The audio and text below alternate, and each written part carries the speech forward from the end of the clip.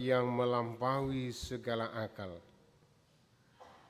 Kiranya memelihara hati dan pikiran saudara di dalam nama Kristus Yesus Tuhan kita.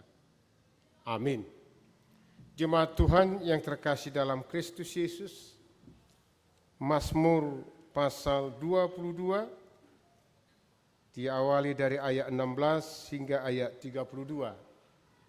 Khotbah hari ini kami akan bacakan untuk kita. Karena Engkau aku memuji-muji dalam jemaah yang besar. Nasarku akan kubayar di depan mereka yang takut akan Dia. Orang yang rendah hati akan makan, orang yang mencari Tuhan akan memuji-muji Dia. Biarlah hatimu hidup untuk selamanya.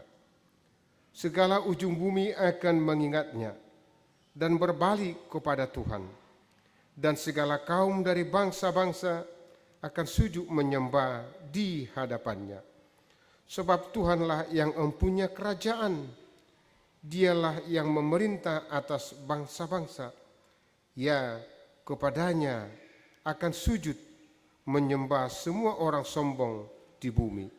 Di hadapannya akan berlutut semua orang yang turun ke dalam debu dan orang yang tidak dapat menyambung hidup.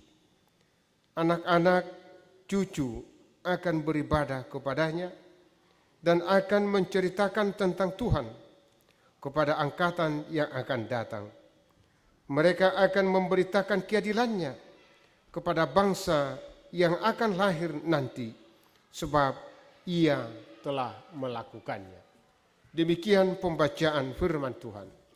Kini kita telah sampai kepada minggu keempat setelah Paskah. Tidak cukup hanya 2 kali merayakan Paskah. Kalau kita biasa merayakan Paskah pertama, Paskah kedua, ternyata tidak cukup.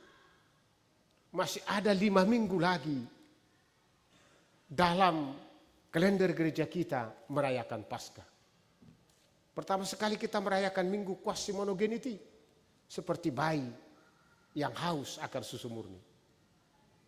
Misericordias Domini, itu yang kedua. Yang ketiga kita masuk kepada minggu Jubilate, dan hari ini kita masuk kepada minggu Cantate.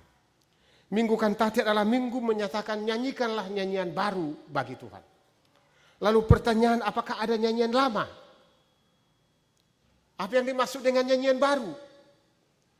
Melalui khotbah ini kita akan diingatkan dengan topik orang yang mencari Tuhan akan memuji Tuhan.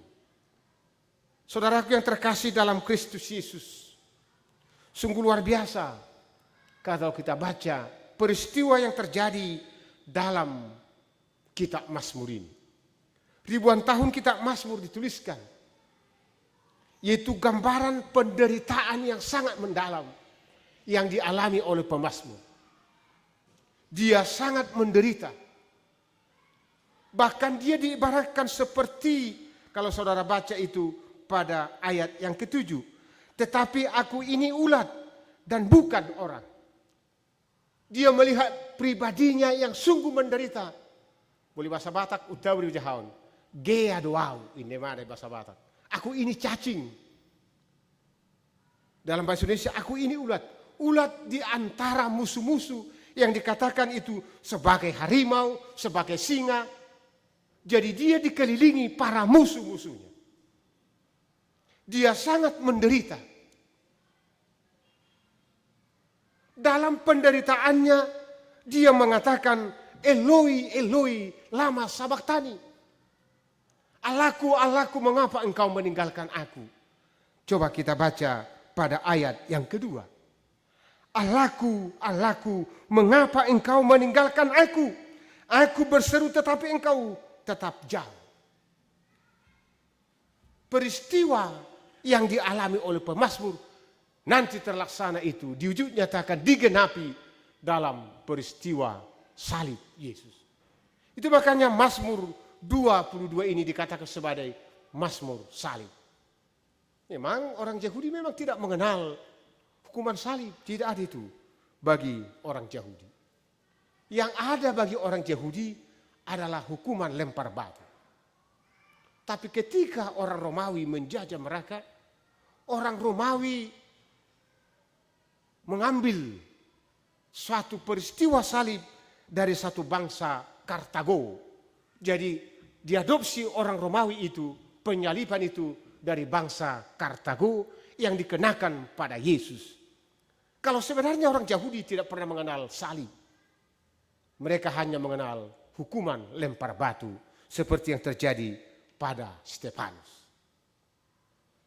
Saudaraku yang terkasih dalam Kristus Yesus, Mazmur 22 ini adalah mazmur ratapan, mazmur penderitaan yang dialami oleh pemazmur. Dalam penderitaan tersebut, dia benar-benar melihat bahwa untuk menjawab tantangan itu, iman harus benar-benar kokoh kepada Yesus Kristus. Jika tema hari ini pada Minggu Kantate menyanyikan nyanyian baru, kita akan melihat bagaimana ratapan itu akan menjadi nyanyian hari ini. Ratapan yang terdapat dalam Mazmur 22 ini akan menjadi nyanyian hari ini, yaitu nyanyian puji-pujian. Jika dikatakan orang yang mencari Tuhan, lalu pertanyaan, apa itu orang yang mencari Tuhan? Apakah Tuhan itu hilang maka harus dicari? Tidak. Orang yang mencari Tuhan yang mau dikatakan adalah orang yang senantiasa hidup bersama Tuhan dalam hidupnya ini. Orang yang selalu mengandalkan Tuhan dalam hidup ini. Dia akan senantiasa Tuhan berkati. Jadi yang pertama yang mau dikatakan firman Tuhan ini, jika Tuhan merubah ratapan itu menjadi puji-pujian, maka kita diajak, mari kita meneladani iman pemazmur. Dia setia, percaya hanya kepada Tuhan. Tidak ada yang lain. Sekalipun musuh-musuh datang untuk membunuhnya, dia tetap setia kepada Tuhan. Dia tidak mencari jalan pintas. Jika saudara melihat sekarang ini mass media, orang yang mempunyai beban hidup yang sangat berat, orang yang tidak mampu menghadapi tantangan hidupnya, kebanyakan orang mengakhiri hidupnya dengan bunuh diri. Tapi pemazmur tidak. Sekalipun musuh-musuhnya itu digambarkan seperti singa, seperti anjing di sini, seperti lembu basan, sedangkan dia itu debu, ulat kecil. Dia tidak bunuh diri, tapi dia benar-benar menyerahkan hidupnya kepada Tuhan, dan dia yakin dan percaya Tuhan akan menolong dan memberkati. Itu yang pertama kita lihat. Yang kedua, jika ratapan itu dirubah menjadi puji-pujian, pemazmur melihat orang yang senantiasa mencari Tuhan, orang yang senantiasa tidak terlepas hidupnya dari Tuhan, maka Tuhan akan senantiasa memberkatinya bahkan dari generasi ke generasi. Maka kita diajak menceritakan sungguh luar biasa penyertaan Tuhan di dalam hidup kita. Mari kita menceritakan bagaimana Tuhan memberkati kita. Dan itu kelebihan gereja-gereja lain. Gereja kita HKBP masih belum. Sudah saatnya ada kesaksian-kesaksian yang ingin menumbuhkan iman jemaat. Tapi jangan kesaksian itu menjadi kesombongan rohani. Pemazmur mau menyaksikan ada satu kesaksian rohani dan dia mengatakan orang yang bersaksi tentang Tuhan, maka keturunannya dari generasi ke generasi akan senantiasa diberkati Tuhan. Saudaraku yang terkasih dalam Kristus Yesus, yang ketiga yang mau dikatakan, ketika ratapan itu menjadi puji-pujian, maka orang yang benar, orang yang mencari Tuhan harus senantiasa dikatakan dalam ini membayar najarnya. Berikanlah najarmu kepada Tuhan. Memberikan najar itu merupakan suatu bukti kesetiaan kita kepada Tuhan. Orang mengatakan najar janji adalah utang. Maka utang itu harus dibayar. Barang siapa yang telah bernajar kepada Tuhan, maka dia harus membayar najarnya. Sebab najar itu adalah penyerahan diri. Jadi kalau saudara bernajar kepada Tuhan, bayar najarmu. Kampung kita ada seorang bapak, ada satu keluarga, ada seorang bapak, maaf, dia mempunyai ternak babi. Ketika babinya melahirkan anaknya 12, bagus-bagus. Maka dia berjanji bernajar, ini akan saya berikan satu untuk gereja. Itu janji dia, najar dia. Seiring dengan berjalan waktu, 1 bulan masih dia berjanji. Ternyata memasuki bulan kedua, seekor anak babinya mati. Dipanggil dia istrinya. Udah mati anak babi kita. Ini yang saya najarkan untuk diberikan ke gereja. Coba bayangkan. Ini yang saya janjikan. Saya najarkan, saya berikan kepada gereja. Ternyata mati. Datang anaknya. Oh bapak ini, mana ada kau janjikan itu pak? Bapak hanya berjanji akan memberikan satu ke gereja. Tidak ada bapak pilih. Tapi karena mati, bapak katakan ini akan dijadikan ke gereja. Berikutnya semua ternaknya mati. Semua ternaknya mati. Jadi najar itu adalah bentuk penyerahan diri.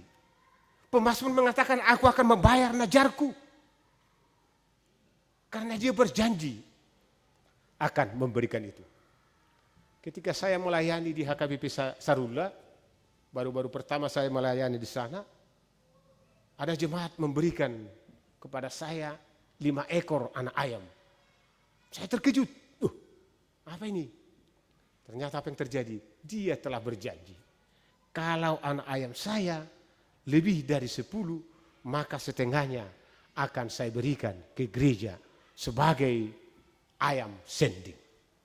Jadi orang yang bernajar, berikan najarmu. Karena saya katakan tadi, janji adalah utang. Maka utang itu harus dibayar. Maka disitulah kita akan melihat bagaimana ratapan itu menjadi puji-pujian. Di sanalah kita melihat orang yang mencari Tuhan itu setiap hari. Dia akan bersekutu dengan Tuhan, dia akan memuji Tuhan. Artinya tiada hari tanpa Tuhan yang dipuji di dalam hidupnya.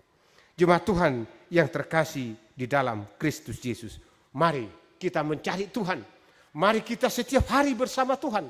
Maka hidup kita ini akan senantiasa diberkati. Apapun persoalan hidupmu, apapun pergumulan hidupmu, seperti yang dialami oleh pemazmur, Tuhan hadir di sana.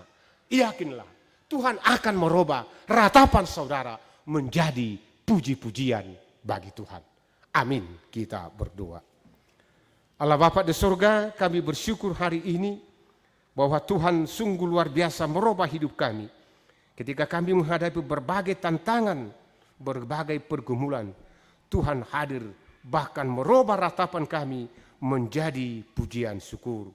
Berkati kami Tuhan, agar kami senantiasa hidup bersama Tuhan, bahkan mencari Tuhan yang artinya hidup kami ini harus benar-benar berpadanan dengan Tuhan. Terima kasih buat firman-Mu, kiranya Tuhan memberkati jemaat-Mu. Dalam Kristus Yesus kami berdoa dan mengucap syukur. Amin.